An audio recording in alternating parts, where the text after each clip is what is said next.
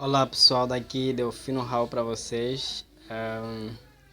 Ainda é dia, então bom dia para vocês aí. Espero que estejam todos bem. Então, mais uma vez quero com os meus irmãos partilharmos a palavra de Deus nessa senda, querendo falar daquilo que foi a mensagem de João Batista e a mensagem de Jesus. O que João Batista pregou? O que Jesus pregou? Então, queria de antemão abrir com os irmãos o livro de Mateus, capítulo 2. Mas antes mesmo que comecemos a leitura, vamos primeiramente orar. Oremos. Pai nosso que está nos céus, Criador dos céus da terra, lhe agradecemos porque o Senhor é bom e o Senhor muito tem feito por nós. Agora, Pai eterno, permita-nos estudar a Tua palavra e compreendê-la. Seja com todos quantos estão a ouvir essa palavra e que, ao ouvi-la, não sejam as mesmas pessoas, mas sejam transformados segundo a eficácia da Tua palavra. Pois está escrito em Tiago, capítulo 2, que na realidade não sejamos simplesmente ouvintes, mas praticantes da Tua palavra. Então queremos mais uma vez pedir que o Senhor não nos abandone e seja conosco. Em nome santo de Jesus. Amém.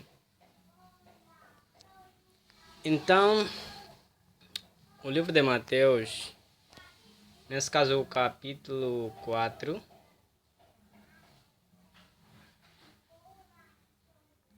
ao capítulo 3, no versículo 1 e 2 diz assim: Naqueles dias apareceu João Batista pregando no deserto da Judeia, dizendo: Arrependei-vos, porque é chegado o reino dos céus. Então, aqui está a mensagem que João Batista pregou no deserto da Judeia. E quando ele viu os judeus, o povo lá presente, ele disse: Arrependei-vos, porque é chegado o reino dos céus. Então João Batista era aquele que prepararia o caminho para o Senhor, era aquele que batizou o nosso Mestre Jesus Cristo, e a primeira mensagem que ele pregou para os judeus foi a mensagem de arrependimento. E o batismo é uma mensagem que compreende isso plenamente, pois a pessoa se batiza porque está arrependido do tipo de vida que levou no passado, agora quer viver uma novidade de vida em Jesus Cristo. Por isso é que Marcos 16:16 fala: quem crer e for batizado será salvo, e quem não crer será condenado. Então, batismo há uma coligação com aquilo que é o arrependimento. Se na realidade nos arrependermos ou nos arrependemos, devemos viver em novidade de vida. E o batismo compreende isso, e nós devemos passar pelo batismo. Mas fora disso, ainda Mateus capítulo 4, versículo 16, há alguma coisa muito interessante. Diz assim: O povo que estava sentado em trevas viu uma grande luz. Sim, aos que estavam sentados na região da sombra da morte, a estes a luz raiou. Versículo 17 de Mateus capítulo 4. Desde então começou Jesus a pregar e a dizer: Arrependei-vos, porque é chegado o reino dos céus. Então nós vimos aqui a mesma mensagem que Jesus pregou, é a mesma mensagem que João Batista pregou. E se os irmãos prestarem bem atenção em Mateus capítulo 4, os irmãos vão notar que é a chamada dos primeiros discípulos, quando Jesus começou a escolher os primeiros discípulos. E passando por aquele povo onde Jesus estava na terra de Zebulon e de Naftali, o povo que estava sentado em trevas, diz assim a Bíblia no versículo 16 de Mateus 4, viu uma grande luz, ou seja, Jesus apresenta-se em João capítulo 1 como sendo a luz do mundo. Então, esse povo estava em trevas, ou seja, não conhecendo Jesus, as pessoas estão em trevas. E depois fala: os que estavam sentados na região da sombra da morte, a estes a luz raiou. Então quer dizer que as pessoas que estão em trevas não andam com Jesus, não meditam a palavra, não andam de acordo, ou assim diz o Senhor. Essas pessoas estão em trevas, estão mortos, estão na sombra da morte. Então precisam dessa luz que impacta os corações, essa luz que muda a vida, aquilo que está descrito em Hebreus, capítulo 4, versículo 12, a palavra de Deus é como espada de dois gumes, né, que penetra até mais um íntimo do coração. Então, se essa palavra penetra até mais íntimo do coração, então ela transforma. Não uma espada literal, como devamos entender. Então, irmãos amados, há algo muito interessante aqui. Quem não anda em Jesus, essa pessoa anda na sombra da morte, anda em trevas, então está morto. E é assim que as Escrituras nos revelam. Eu e você, estamos andando no caminho do Senhor? Eu e você, estamos mortos ou estamos vivos? Porque a compreensão da vivência quanto às Escrituras não é bem estar assim em pé, fisicamente, andar, falar. Mais do que isso, é ter uma vida de comunhão com Cristo, uma vida de oração, meditação, uma vida de pregação do Evangelho, uma vida de verdadeira piedade para com o próximo e para consigo mesmo. Então, quando nós entendemos isso e pormos em prática, nós estaremos saindo daquilo que é praticamente a sombra da morte. E o arrependimento é o primeiro item daquilo que é a mensagem de justificação pela fé. Quando nós nos arrependemos, confessamos e abandonamos as nossas antigas práticas, então Jesus Cristo nos imputa a sua justiça. Nos tem como seus filhos, diz assim, né, as Escrituras. Então, se eu e você nos arrependermos, arrependimento é tristeza pelo pecado e abandono dos maus hábitos do passado. Então, quando eu e você nos arrependermos do tipo de vida que levávamos, quando fumávamos, quando lutávamos, quando fofocávamos, quando fazíamos tudo quanto é mal diante do nosso Deus e reconhecermos que quando nós vivíamos entregues ao mundo, entregue ao pecado, nós infringíamos, nós quebrantávamos a lei de Deus, então nós vamos ter tristeza, vergonha pelo tipo de vida que levávamos e vamos olhar para a cruz, vamos olhar para Jesus, o único que pode nos remir, nos perdoar dos pecados. Então é aí, há algo muito interessante em Timóteos, capítulo 5, 1 Timóteos, no versículo 6, diz assim: mas a que vive em prazeres, embora viva, está morta. Timóteos, 1 Timóteos, capítulo 5, versículo 6. Então, todo aquele que vive nos prazeres do mundo, embora estando vivo, essa pessoa, diz o que a Bíblia, está morta, porque vive nos prazeres do mundo. E vê só o que Tiago também nos fala, que é muito importante, Tiago capítulo 4, versículo 4, diz assim: infiéis, não sabeis que a amizade do mundo é inimizade contra Deus? Portanto, qualquer que quiser ser amigo do mundo, constitui-se inimigo de Deus. Versículo 5. Ou pensais que em vão, diz a Escritura, o Espírito que ele fez habitar em nós anseia por nós até o ciúme. Todavia, dá maior graça, portanto, diz, Deus resiste aos soberbos, dá, porém, graça aos humildes. Então, ficamos por aqui nesse verso que Tiago apresenta. Vê, Deus fala que aqueles que se fazem, ou seja, que são amigos do mundo, constituem-se inimigos de Deus. Como é que nós somos amigos do mundo? Seria a pergunta para nós ver se somos amigos de Deus ou inimigos dele.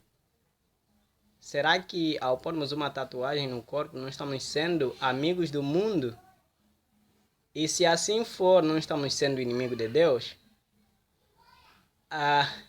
Isso é muito profundo. Em tudo quanto nós fazermos, se haver alguma coisa relacionada com o mundo, nós estaremos sendo inimigos de Deus. No falar, no pensar, no andar, em como você veste e se apresenta, se tem se apresentado e vestido como pessoa, cidadão do reino dos céus ou cidadão do mundo das trevas. Então aí você define se tem sido inimigo de Deus ou amigo dele. Então, irmãos amados, é profundo essa mensagem. É necessário nos arrependermos das práticas ruins. Será que a palavra de Deus te incomoda, te impacta o coração? quando você lê essa palavra, como é que você se sente? Será que há alguma coisa que te corrói, que te faz sentir assim tremendo? Será? Então, amigos, é necessário que nos arrependamos mesmo. Será que ao ouvir essa palavra você está sentindo, está pensando no passado, como você viveu, está pensando no que você fez ontem à noite com aquela pessoa, você está pensando em tudo que foi errado que você fez e você está pensando numa forma em que você possa sentir livre e não há outra forma senão através de Jesus. Não há outra forma de se sentir aliviado pelos males que alguma vez fazemos senão através de Jesus. Jesus é o único que nos dá alívio. Então, irmãos amados, a coisa é tremenda, há muito que se aprender quanto àquilo que Tiago nos fala.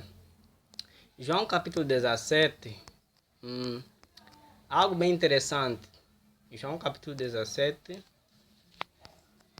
versículo 14, diz assim: Eu lhes dei a tua palavra e o mundo os odiou, porque não são do mundo, assim como eu não sou do mundo. Versículo 15.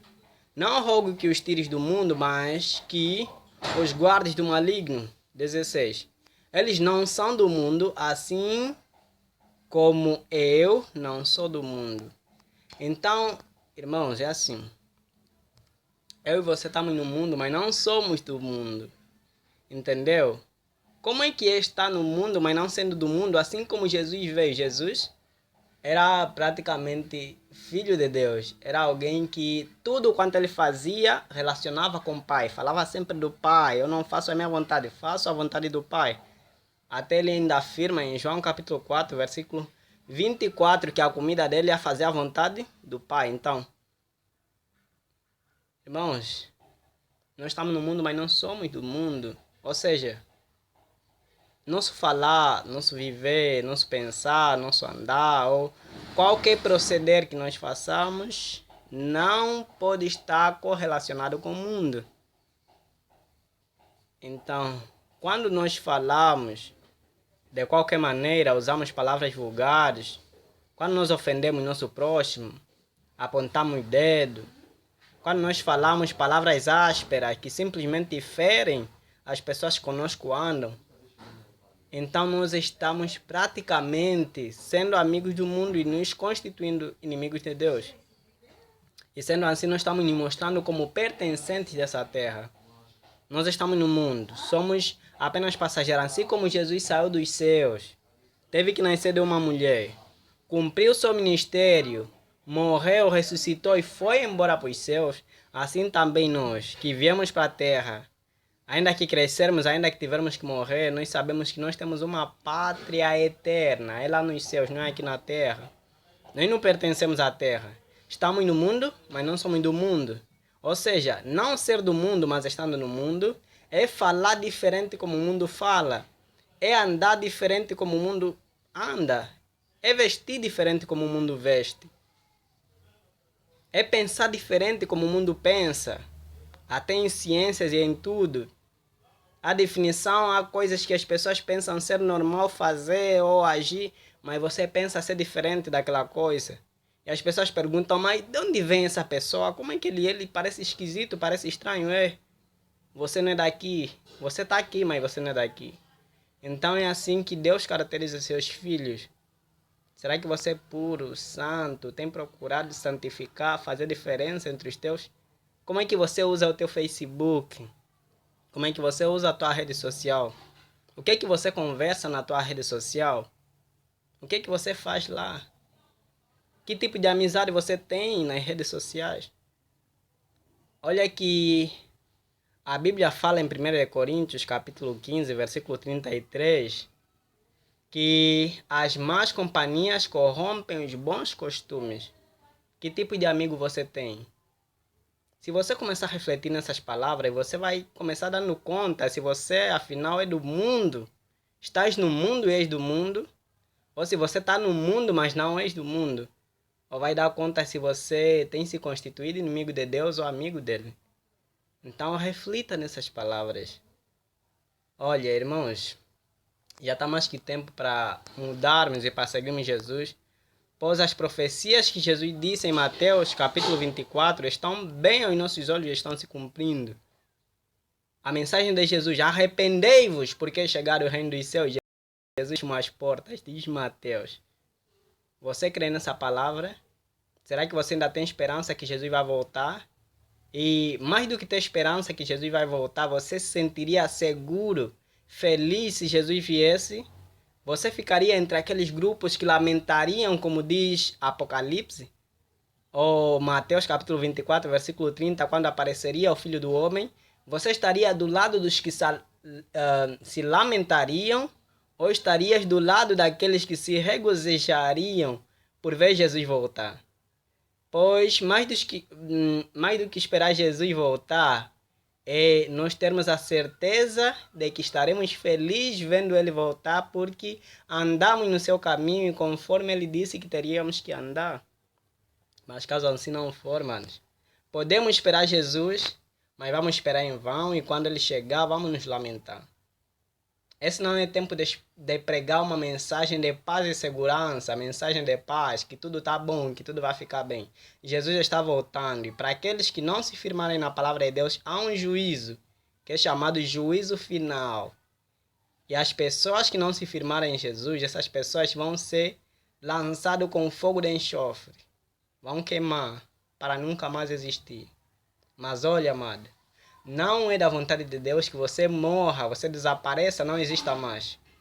Deus fala em Jeremias, ou em Ezequiel, capítulo 33, no versículo 11, que Deus não tem prazer na morte do ímpio. Ou seja, um próprio Deus, vendo ver seu próprio filho morrendo, não é da vontade dele. Mas se nós morrermos e nos perdermos, é porque nós queríamos morrer, queríamos nos perder. Porque Jesus deu todo e ditames, todas as formas de que nós devêssemos nos firmar e pudéssemos ser salvos. E agora você tem se firmado nessa palavra que te garantirá a salvação? Tem se firmado na realidade? Ainda em Mateus capítulo 4 há muita coisa a se refletir. No versículo 18 diz assim: E Jesus, andando ao longo do mar da Galileia, viu dois irmãos, Simão, chamado Pedro, e seu irmão André, os quais lançavam a rede ao mar, porque eram pescadores. Versículo 19. Disse-lhes: Vinde após mim, e eu vos farei pescadores de homens. Eles, pois, deixando imediatamente as redes, o seguiram. Versículo 21.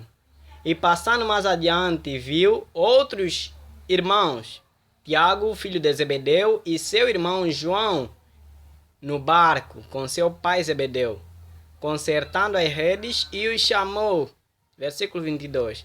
Estes, deixando imediatamente o barco e seu pai, seguiram-no. Esses versículos são altamente motivadores para mim, me chamam muita atenção. Vê, se os irmãos lerem lá o subtema nas vossas Bíblias, assim, física, os irmãos vão ver que o título é Jesus já fazendo os primeiros discípulos, ou seja, o chamado dos primeiros discípulos. E sendo os primeiros discípulos, eu vejo aqui algo muito interessante. Simão, que era pescador, né? De peixes, assim, no mar, pessoas que pescam. E Jesus, quando encontrou ele, Jesus simplesmente chamou ele para que se juntasse à missão que Jesus estava fazendo. E ele, pela primeira vez que vê Jesus, não sei se já ouviu de Jesus, se já ouviu a fama que Jesus tinha, mas ele segue Jesus, deixa de ser pescador de peixes e passa a ser pescador de homens. Então, é algo muito interessante, mas o que mais me interessou é no versículo 20. Eles deixaram imediatamente a rede e seguiram Jesus. Agora será que quando Jesus tem te chamado, você pensa 2 vezes para poder o seguir? Será que tens tomado a mesma decisão que Simão Pedro tomou quando Jesus lhe chamou? Teve que deixar a família, teve que deixar tudo quanto tinha e seguiu Jesus. Pela primeira vez, Jesus lhe chamando, ele seguiu, não olhou duas vezes, não pensou duas vezes, nem três. Eu e você temos procedido assim com Jesus? Ou pensamos, não, se eu seguir Jesus, vou ter que deixar das maratonas. Se eu seguir Jesus, vou ter que deixar das bebidas, vou ter que deixar de mulheres. Se eu seguir Jesus, nós pensamos muito, irmãos, para seguir Jesus. Mas quanto pouco nós pensamos para fazer o mal, para seguir o mundo e para caminhar pelo caminho largo. Irmãos, caminho de Deus é estreito. Mateus capítulo 7. É estreito. É necessário que carreguemos a cruz. É necessário que algumas coisas, algumas vimbambas, alguns montes nas costas precisam ser abandonados para podermos entrar naquele caminho. Senão, com tais montes de pecados acumulados nas costas, não poderemos entrar por aquele caminho estreito. Então a mensagem de Jesus é: arrependei-vos do vosso pecado. Isso está ligado com o batismo. Arrependei-vos, irmãos. Jesus está à porta, daqui a pouco Jesus volta. Você vai estar do lado daqueles que vão se alegrar com Jesus ou daqueles que vão se entristecer. Apocalipse capítulo 6 fala que pessoas vão procurar se esconder, vão pedir que rochas caiam sobre eles e eles morram, mas não vão poder morrer até ver a glória do Cordeiro e eles próprios poderem morrer. Então, irmãos, o momento é esse. Na morte não há arrependimento. O momento é esse. Então, que eu e você prestemos naquilo que foi a mensagem tanto de João Batista quanto de Jesus. Devemos nos arrepender dos nossos pecados. E Joel capítulo 2, versículo 12 a 13 fala que devemos nos converter, devemos rasgar os nossos corações e não as nossas vestes, ou seja, abrir coração para Jesus. Pois Apocalipse capítulo 3, versículo 20 fala: eis que estou à porta e bato. Se ouvirdes a minha voz, não endureceis os vossos corações. E se assim fazermos, Jesus se hará conosco e nós com ele. Agora, temos procedido assim. Quanto tempo Jesus vem batendo o teu coração, você não abre? Oh, que terrível isso. Quando é que você vai abrir o coração? Ah, não, ainda sou jovem, ainda tenho muito que curtir. Ah, não. Mano, tempo é esse, é hoje. Estás a ver a guerra entre Ucrânia e Rússia? Estás a ver a peste que é chamada Covid-19? E todos esses são sinais que Jesus disse em Mateus capítulo 24 que deveriam decorrer aos longos do tempo. E quanto mais decorressem todos esses sinais, morte entre famílias e tudo mais, todas as coisas que estamos a vivenciar, quer dizer que Jesus estaria mais às portas, mais próximo de vir. Jesus pode vir amanhã, depois da manhã, porque ele disse que não se sabe o dia nem a hora em que ele viria. Isso é mais preocupante ainda. Nos preparemos para receber nosso Jesus. Paz e graça. Vosso amado Delfino Raul.